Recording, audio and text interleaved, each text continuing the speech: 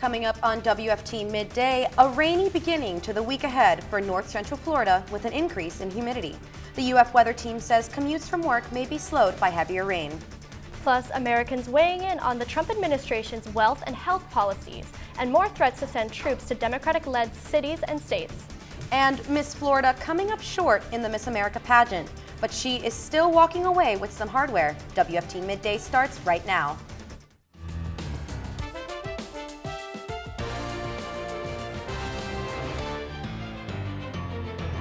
Watching WUFT Midday. Clouds are moving through north central Florida as the UF weather team is tracking a rainy week ahead. This is WFT Midday. I'm Nicole Muscolino. And I'm Catherine Chapman. Rain and storms are expected in your forecast for much of the week, so have that umbrella ready. UF forecaster Aiden Wacksman is live in the weather studio, timing out when the showers will begin.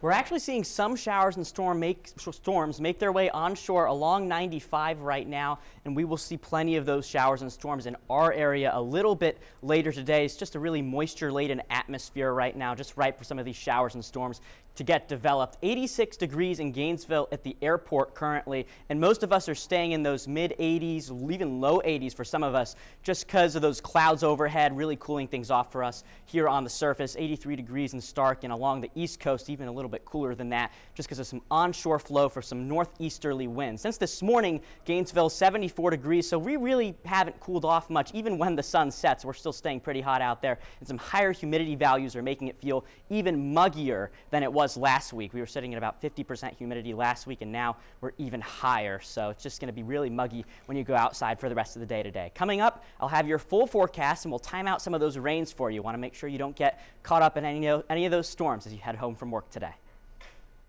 Americans are weighing in on policies that impact your wealth and health.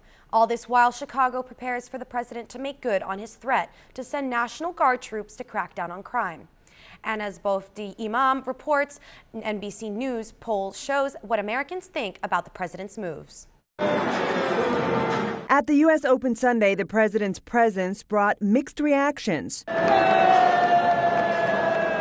This, as a new NBC poll shows the president's approval rating at 43% amid threats to go to war with an American city over a crime crackdown. Are you threatening to go to war with Chicago? When you say that, darling, that's fake news. Well, why would you use the Department of Defense? I call it a threat. I call it embarrassing. I would call it performative. Despite this post on Saturday where the president appeared to threaten war on Chicago, by Sunday, he walked it back. We're not going to war. We're going to clean up our city. The administration staying on the defensive after the latest jobs report highlighted a dramatic slowdown in the labor market. And so I think that what's going on is that these old-fashioned ways of surveying, we've got to modernize the way we do the labor data. The NBC News poll showed only 39% support how the president is dealing with inflation and cost of living, and only 41% of Americans approved of the president's handling of trade and tariffs. As the tariffs continue to cause confusion for businesses and higher prices for consumers, the White House had this to say. So just bottom line, Mr. Secretary, do you acknowledge that these tariffs are a tax on American consumers? No, I don't. Over the last few weeks, lawmakers have had growing concerns and questions over public health and access to vaccines, grilling Health and Human Services Secretary Robert F. Kennedy Jr. in a hearing. And the NBC News poll showing an overwhelming 78% of Americans support vaccines. In Washington, Boltin Imam, NBC News. Jury selection begins today in the federal trial for the man accused of attempting to kill President Trump last year prior to the election. 59-year-old Ryan Ruth has chosen to represent himself in the trial. Prosecutors say Ruth perched a rifle through the fence of a golf club in West Palm Beach, creating a sniper's nest near where Trump was golfing. Ruth faces 5 charges, including attempted assassination of a major presidential candidate. In other news, winners in 2 states will split the record $1.8 billion Powerball jackpot. Winning tickets were sold in Missouri and Texas. The winning numbers were 11, 23, 44, 61, 62, with a red Powerball of 17 and a Power Play multiplier of 2. Additionally, 2 lucky tickets sold in Kansas and Texas won a $2 million prize, and 18 tickets sold across 13 states won $1 million. Saturday's wins ends a streak of 42 consecutive drawings without a jackpot winner. The jackpot will now reset at a measly $20 million for tonight's drawing. New on midday, she may not have taken home the Miss America crown, but she will always be Gator Nation's queen. Paris Richardson came up short in the competition over the weekend. Cassandra Donegan of New York was crowned Miss America in Orlando last night. Richardson received the second runner-up title. The Jacksonville native and former UF alum won the Miss Florida title in June. Richardson followed Miss Texas, who was the first runner-up. Mayor Harvey Ward is speaking out after the City Commission voted to demolish the Thelma A. Boltin Center. The Commission voted against continuing the restoration process. The decision came at a 6-1, although it was not a popular choice with the Gainesville community members. Mayor Harvey Ward seemed to agree that the Commission's decision, noting the money wouldn't cover the full restoration process. $1.5 million is a lot of money, but this is 2025, and that means you can get basically engineering reports for that much. And not enough to really honestly stabilize a large 80-year-old building built in a floodplain that is coming apart at the seams. The Wild Spaces and Public Places Committee presented several options to the Commission, but they ultimately decided on demolition. If you live in Marion County, you might notice an increase in your property taxes this year, but for good reason. It's for fire rescue assessment fee. Fire Chief James Banta says that fee will help fund the fire department's services. Even with this proposed assessment fee increase, Marion County's rates remain competitive while continuing to fund high-quality fire rescue services for our community. The fee increase and what it will pay for will be discussed at the Board of County Commissions on September 10th. Marion County Schools is asking for your input. MCPS will host meetings from mid-September to December in schools across the county. Locations include Summerfield, Ocala, Citron, and Dunellen. These will take place from 5:45 to 6:45 p.m.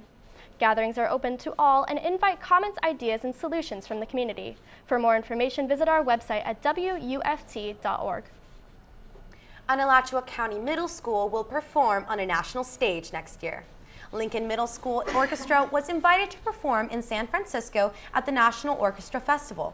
The NOF is a competitive selection process for orchestras across the country who submit recordings in advance. The ensemble is set to perform in February.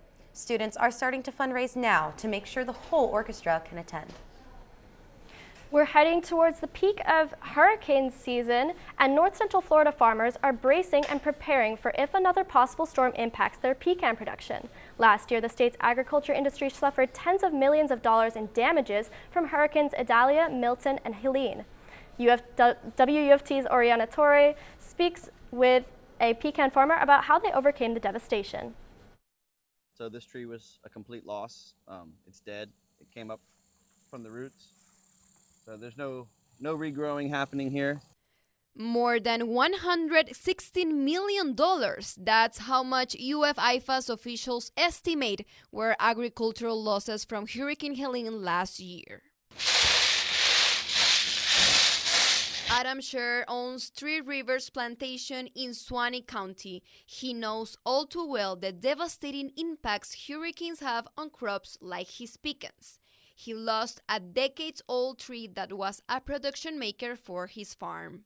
It's a complete loss, like I said. So a tree that age, that size, it's hard to put a value on it, but basically if you consider the historic production, it's about a $2,000 tree. This tree would probably produce maybe 40, 50 pounds per year for us. So that's completely gone. Just 1 year ago, Hurricane Helene impacted the pecan harvest at farms like this one in Suwannee County. Now we are back in the peak of this year's season with a storm currently brewing in the Caribbean. And farmers I spoke to say they don't want a replay of last year.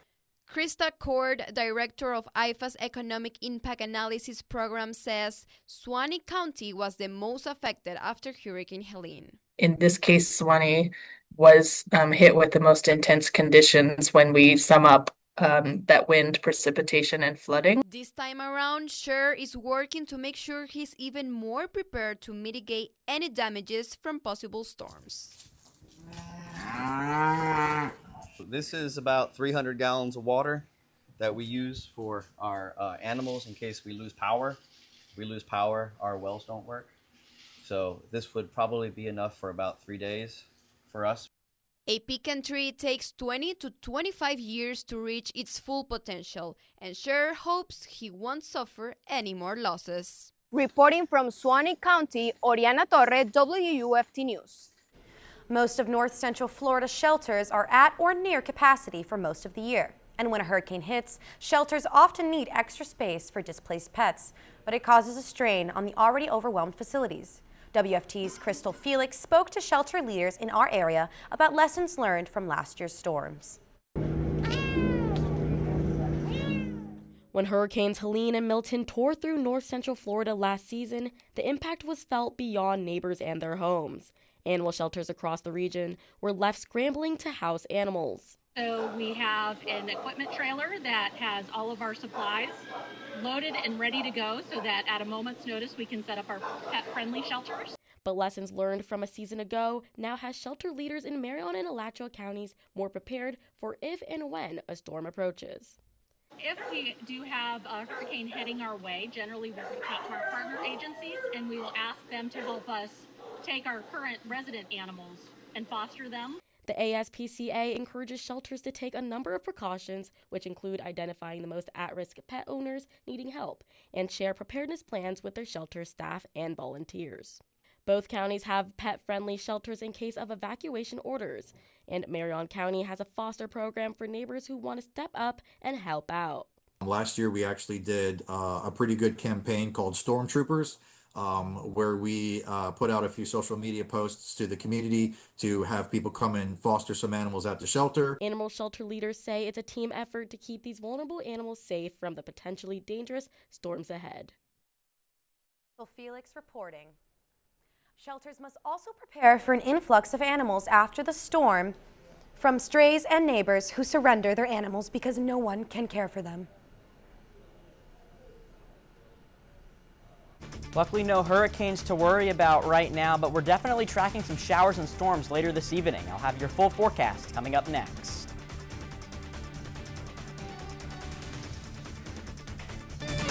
You're watching WUFT-TV News. Right now, we definitely have some clouds overhead, 86 degrees with some northeasterly winds of 11 miles an hour, but the humidity out there, 67%, definitely a lot higher than what it used to be last week.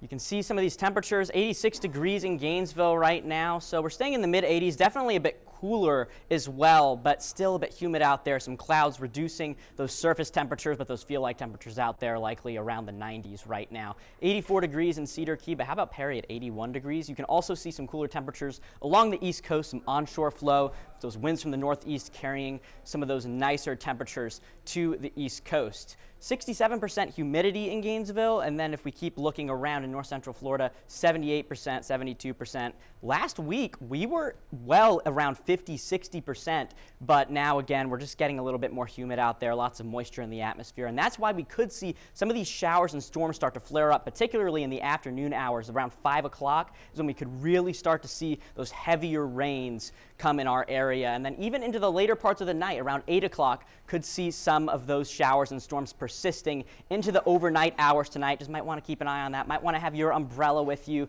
tonight because it might be a little bit rainy out there. You can actually see what's causing a lot of these showers and storms later tonight. It's going to be this stationary boundary, a low pressure system, just a lot of instability in the atmosphere and a lot of moisture just concentrated around this area. And we'll see some of those showers and storms flare up because of that. The East Coast could see some of those heavier storms just from some of that onshore flow, a lot of moisture in the area. Could see some heavier rain totals. For us, some of those storms may be a little bit more scattered in nature, which is why you're seeing some of those lesser rain totals. But just be careful because some areas could get a little bit more rain because of some higher rain rates carried by some of these storms. Tomorrow, high temperatures, again, staying a little bit cooler, 83 degrees. Some of those clouds really helping out, but you can expect some of those showers and storms tomorrow as well as this stationary boundary kind of sticks around. That's exactly what it says in the name, stationary. Futurecast, future rainfall around 3 o'clock could see some of those showers and storms flare up. Some of these, some really heavy rains, particularly in Alachua County, maybe in Marion County as well. Cooling down because of some of those rains as well, but staying around. Again, these rains are just staying around in Marion County. all the way into the 8 o'clock hour tonight. So just plan on some showers and storms sticking into the overnight hours, even around 10 o'clock. Rain still in the picture for many of us. The stationary boundary sticks around, maybe turns into this trough around the Tuesday morning hours tomorrow, but this low pressure system sticks around, which is why we expect to see some of those showers and storms persisting throughout the rest of the week into the around Wednesday or Thursday is when we expect to continue to see those showers and storms along the way. 7-day looking like it's going to be rainy at the end of the week, but staying a little bit cool. I'll have one final look at the weather coming up. Data breaches are always a good reminder for adults to check their credit reports, but that's not the same for kids. As Karen Kaifa reports, consumer experts say identity theft among children's data can go undetected for years. Children's personal data can be really attractive to scammers because often there's no one minding the store, and often it's not until the first credit card application or college loan application that these kinds of breaches are even detected. Experts have some tips that parents can use and also some advice for young people just starting their financial lives. As children go back to school and college students take the first steps of their adult financial lives, scammers see opportunity where personal data isn't closely guarded. There's no morality here that they're not going to do that to kids. Kids are just as much of a target, if not more so. According to the Federal Trade Commission, about 2% of U.S. identity theft reports in 2025 so far have involved children under age 19. And just like adults, kids are at risk when data breaches compromise things like social security numbers or medical information. Eva Velasquez, CEO of the nonprofit Identity Theft Resource Center, says many cases of child ID theft go undetected for years because they're not making regular transactions like adults. One of the reasons that children's identities are so appealing to the bad actors is because kids don't engage in the world the same way adults do. The FTC says if a child is under age 16, request a free credit freeze to make it harder for someone to open new accounts in their name. The major credit bureaus, Equifax, Experian, and TransUnion, all have instructions. Velasquez says it can't be completed online, but the effort is worth the peace of mind. It does take a little bit of legwork. You not only have to provide the documents in a different way, you also have to demonstrate that you have the legal authority to make decisions on behalf of this child. Parents who believe their child's information has been compromised should check if their child has a credit report. Since it's uncommon under the age 18, that could be a red flag for fraud. Velasquez says it's also really important to school kids on the value of their personal information and to not be so willing to give away details like social security numbers, dates of birth, addresses, especially online. In Washington, I'm Karen Kaifa. The dollar bill weakened Friday amid signs of a slowing economy. A drop of 0.7% in the dollar index represents its lowest level in over a month. The index measures the U.S. dollar's strength against 6 major foreign currencies. The weakening follows after new government data showed job growth stalled last month. The unemployment rate also rose to a record high in nearly 4 years. The softer job data reinforced expectations that the Federal Reserve will cut interest rates later this month. CVS Caremark is facing a class action lawsuit after cutting off coverage for a popular obesity drug. Zepbound GLP-1 drug was the highlight of the lawsuit filed last week to challenge CVS Caremark. It accuses the pharmacy's giant move to drop coverage of Zepbound Eli Lilly's GLP-1 drug. The pharmacy benefit manager is accused of pointing patients to Wegovy, the medication made by Novo Nordisk, a firm CVS Caremark had just partnered with. Many patients and doctors argue that the two drugs are not interchangeable. CVS insists that the lawsuit is without merit. Ahead when WUFT midday returns, a crushing loss over the weekend for the Gators football team. The controversial play that led to the loss and what head coach Billy Napier is saying about the incident right now. Now that the dust has settled from Saturday's game. We're back after the break.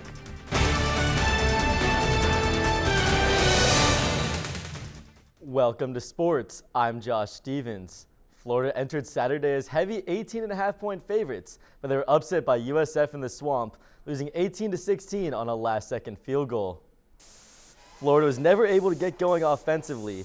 A fourth-quarter touchdown reception by Eugene Wilson was the only time the Gators found the end zone. Florida was still leading late in the fourth, but a long penalty-aided drive by USF set up a game-winning field goal. Boos rained down on Coach Napier as he left the field. We created it. We deserve it. So you know, if you play football like that, you're going to be criticized. It comes with the territory, right? So only thing you can do is go get it fixed. A new epidemic in football is upon us, spitting on the opposition. On Saturday, it was Gators defensive lineman Brendan Bett who spit on a USF player, resulting in an unsportsmanlike penalty that continued USF's game-winning drive. Coach Napier spoke on Bett's penalty after the game. When a guy does something like that, he's compromising the team. He's putting himself before the team. And everything the game is about, you're compromising. So there'll be lessons to be learned there. Loss for the Gators takes them out of the AP Top 25. Next up for the Gators is arguably the hardest three-game stretch in college football as they visit number 3 LSU and number 5 Miami in the next 2 games, and then they return to the Swamp to take on number 7 Texas. Stay tuned at 5, where we'll have coverage of Napier's press conference today. And that's it for sports. I'm Josh Stevens. Now let's take a look at what's coming up on First at 5 on Channel 5. Our weather team is continuing to track storms over our area and if they'll be impacting your drive home. Plus, we'll introduce you to the team keeping Alachua County safe this hurricane season, and we're bringing you to a dog boarding facility in Ocala with details of a custody dispute. Before we go, let's get one last check on the weather, Aiden. Yeah, it'll be a bit of a rainy afternoon today for most of us here in north central Florida. That possibility for rain and storms extends into around Wednesday, Thursday, but we could see some cooler low temperatures as we get toward the end of the week. So a little bit of a nice respite also from the rain too as we head into the weekend. Thank you for joining us today on WFT Midday. We're back here tomorrow for another edition. We will see you later today for First at 5 on Channel 5. Have a great afternoon.